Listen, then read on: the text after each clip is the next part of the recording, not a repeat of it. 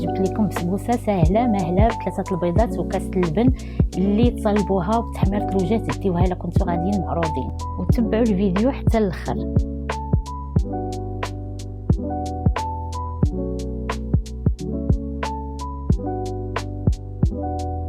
السلام عليكم البنات، كي دايرين؟ بخير؟ لاباس عليكم؟ جيت نشارك معكم واحد الكيكه البسبوسه اللي غادي نحتاج فيها واحد 3 البيضات.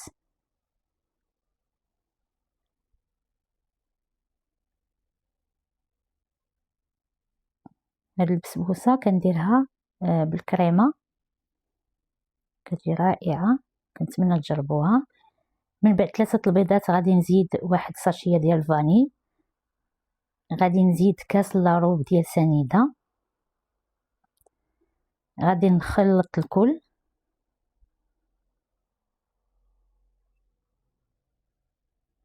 من بعد غادي نزيد واحد الكاس ديال الزيت،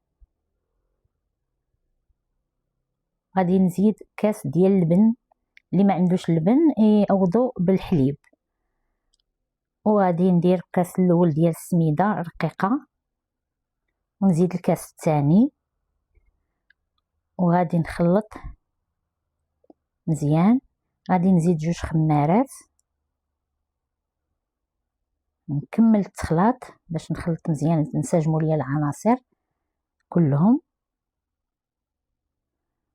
غادي نحصل على الخليط بحال هكا، غادي نشد واحد المول، غادي ندهنو بالزبده والسميده، وغادي نخوي النص ديال الخليط، والنص الخليط الاخر غادي نحتفظ به، حيت لان هذا النص هذا الخليط غادي نديرو في الفران. وغادي نوجد السيرو اللي غادي نسقي به الكيكه البسبوسه ديالنا.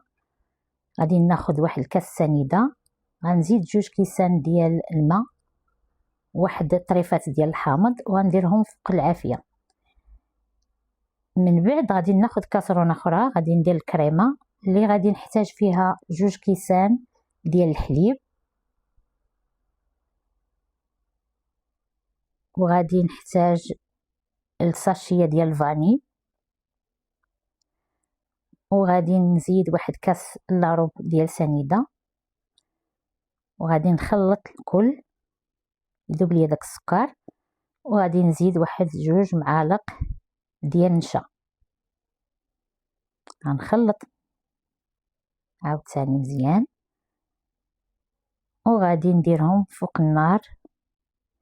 من بعد ما طابت ليا النص ديال البسبوسه غادي نخوي عليها هذيك الكريمه، نحاول نساويها مزيان، نقادها، وغادي نشوف داك النص الخليط الاخر الا قصح شويه غادي نزيد ليه شويه د اللبن باش نطلقو مزيان باش تخفاف. نخلط مزيان، وغادي نخويها فوق من هذاك الكريمه والكيكه اللي النص ديالها اللي طيبنا في الفران، وغادي نقادها نساويها مزيان، وغادي نبدا التزيين ديالها بالتفاح اللي غادي نديرو بحال هذا الشكل هكا. كنتمنى تجربوا الكيكه ديالتي البسبوسه ديالتي اللي غتنال الاعجاب ديالكم، وديروا لي كومونتيرات زوينين بحالكم، وبارطاجيو لي الفيديو ديالي، وتابعوني باش تشوفوا ان شاء الله الجديد. وهكا حصلنا على التزيين ديال الكيكه باش طابت. كنشدوها كنتكوها مزيان باش كندخلوا ليها السيرو اللي غادي نسقيوها به، نثقبوها مزيان، وغادي نبداو نسقيو. سقيوها مزيان، ما غاديش تخافوا منها، لان غادي تجي واحد الكيكه رائعه وهشيشه ورطبه. سقيوها مزيان من الجناب،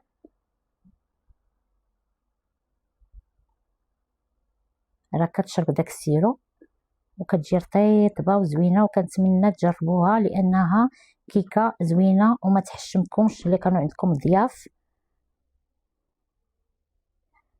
وهكا كتجي بالصحه والراحه.